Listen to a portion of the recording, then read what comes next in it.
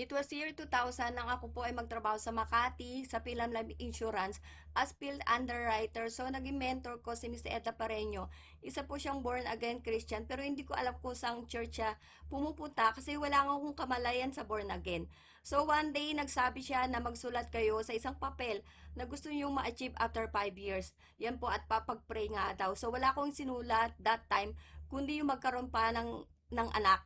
At yung nga eksakto na 5 years dumating si Julian, July 21, 2005 po.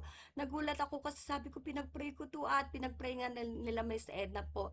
So purihin po ang Panginoon, Hebrews 11:1 din. Ang pananampalataya katiyakan ng mga bagay na ating inaasahan, mga bagay na hindi natin nakikita po. So purihin ng Panginoon.